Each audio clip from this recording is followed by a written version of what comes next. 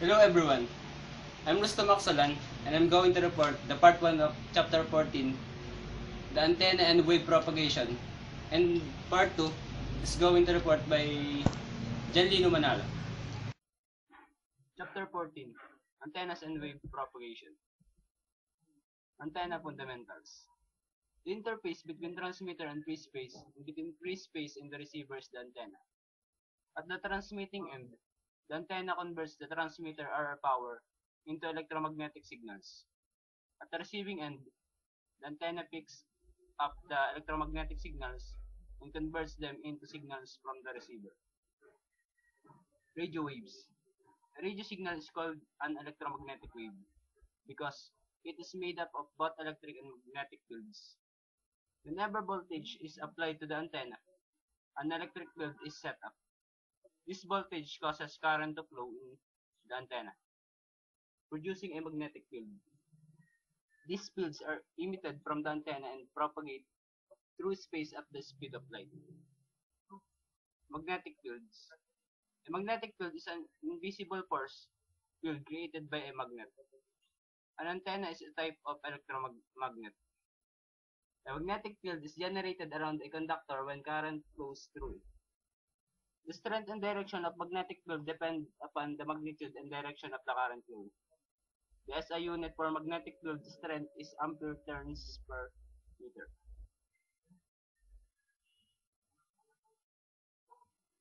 An electric field is an invisible force field produced by the presence of a potential difference between two conductors.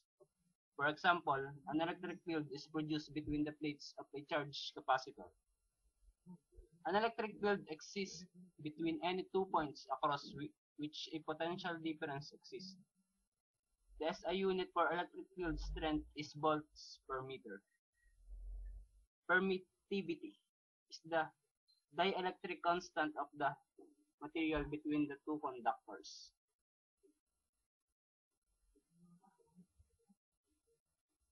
The nature of an antenna.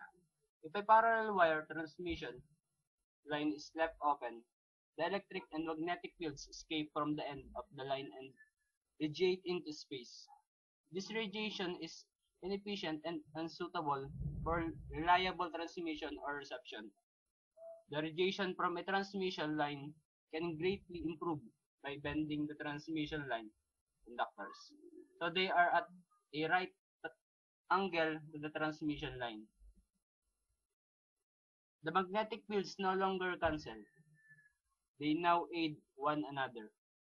The electric field spreads out from conductor to conductor. Optimum radiation occurs if the segment of transmission wire converted into an antenna is 1/4 wavelength long at the operating frequency. This makes an antenna that is 1/2 wavelength long. This is the picture example of converting a transmission line into an antenna. A. An open transmission line radiates a leader. In B. Bending the open transmission line at right angle creates an efficient radiation pattern. Antenna operation.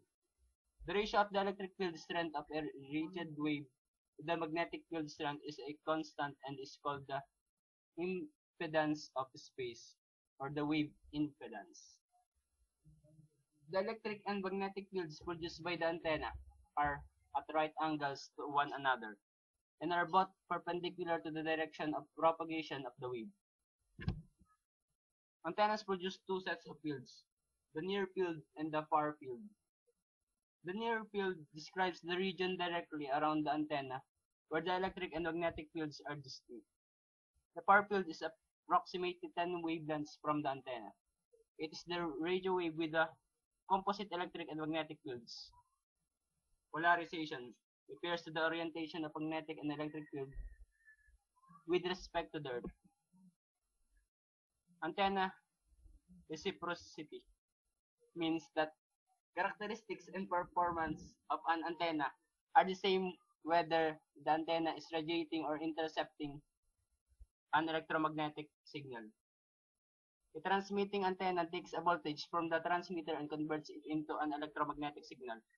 A receiving antenna has a voltage induced into it by the electromagnetic signal that passes across it. One of the most widely used antenna types is the half-wave dipole. The half-wave dipole, also called a doublet, is formerly known as the Hertz antenna. A dipole antenna is two pieces of wire, rod, or tubing that are 1/4 wavelength long at the operating resonant frequency. Wire dipoles are supported with glass, ceramic, or plastic insulators at the ends and middle.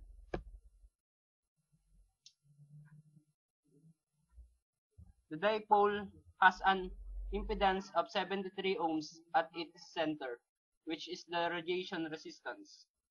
An antenna is a frequency-sensitive device. To get the dipole to resonate at the frequency of operation, the physical length must be shorter than the 1/2 wavelength computed by actual length is related to the ratio of length to diameter, conductor shape. The dielectric with the materials other than air in the condition known as end effect. End effect is a phenomenon caused by any support insulators used at the ends of the wire antenna and has the effect of adding capacitance to the end of each wire. The actual antenna length is only about 95% of the computed length. If a dipole is used at a frequency different from its design frequency, the SWR rises and power is lost. Antenna Q and bandwidth. The bandwidth of an antenna is determined by the frequency of operation and the Q of the antenna according to the relationship BW equals to F times I. The higher the Q, the narrower the bandwidth. For an antenna, low Q and wider bandwidth are desirable so that the antenna can operate over a wider range of frequencies with reasonable SWR. In general, any SWR below ratio of 2:1 is considered good in practical antenna work. The Q and thus the bandwidth of an antenna are determined by the ratio of the length of the conductor to the diameter of conductor. Bandwidth is sometimes expressed as a percentage of a resonant frequency of the antenna. A small percentage means a higher Q, and a narrower bandwidth means a lower percentage. A common way to increase bandwidth is to use a version of the dipole antenna known as the conical antenna. The center radiation resistance of a conical antenna is much higher than 73 ohms usually found when straight wire or tubing conductors are used. The primary advantage of conical antennas is their tremendous bandwidth. They can maintain a constant impedance and gain over a 4:1 frequency range. The radiation pattern of an antenna is shaped of the electromagnetic energy radiated from or received by that antenna. Most antennas have directional characteristics that cause them to radiate or receive energy in a specific direction. The radiation is concentrated in a pattern that has a recognizable geometric shape. The measure of an antenna's directivity is beam width, the angle of the radiation pattern over which a transmitter energy is directed or received.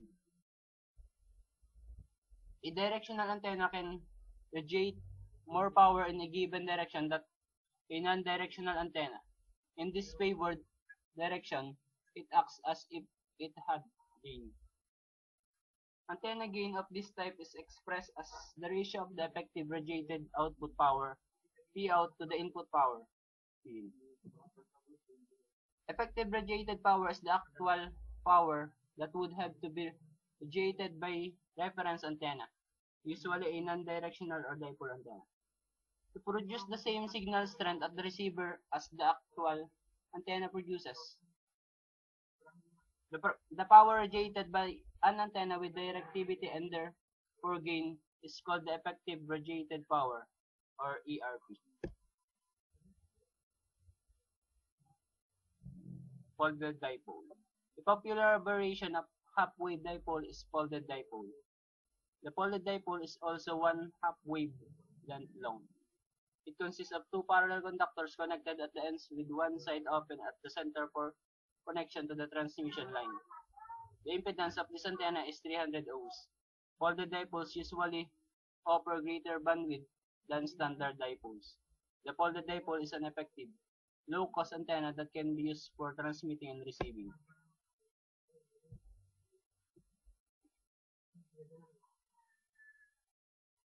Marconi or ground plane vertical antenna. The 1/4 wavelength vertical antenna, also called a Marconi antenna, is widely used. It is similar in operation to a vertically mounted dipole antenna. The Marconi antenna offers major advantages because it is half the length of a dipole antenna.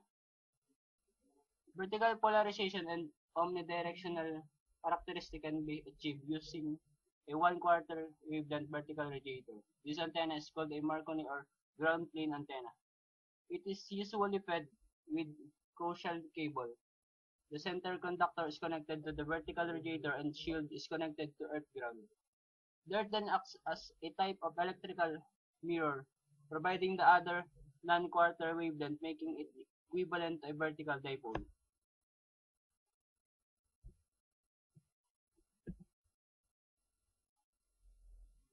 Ground plane radials and counterpoise. When a good electrical connection to the earth has been made, the earth becomes what is known as a ground plane. If a ground plane cannot be made to earth, an artificial ground can be constructed of several 1/4 wavelength wires laid horizontally on the ground or buried in the earth. These horizontal wires at the base of the antenna are called radials, and the collection of radials is called a counterpoise. The practical effect of this design is a decreased inductance. The antenna no longer resonates at the desired operating frequency, but at higher frequency. To compensate for this, a series inductor, called a loading coil, is connected in series with antenna coil. The loading coil brings the antenna back into resonance at the desired frequency. Directivity.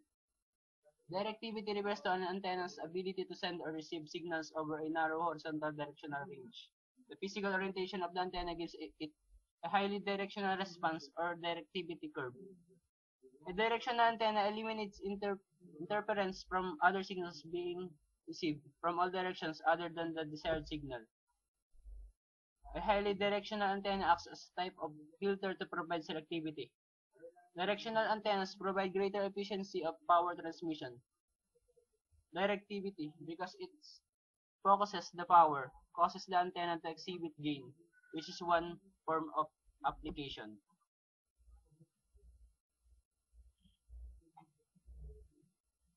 To create an antenna with directivity and gain, two or more antenna elements are combined to form an array. Two basic types of antenna arrays are used to achieve gain and directivity: parasitic arrays and driven arrays. A parasitic array consists of basic antenna connected to a transmission line plus one or more additional conductors that are not connected to the transmission line. These extra conductors are referred to as parasitic elements, and the antenna is called a driven element. The Yagi antenna is made up of driven element one or more parasitic elements. A driven array is an antenna that has two or more driven elements. Each element receives RF energy from the transmission line. Different arrangement of elements produce different degrees of directivity and gain.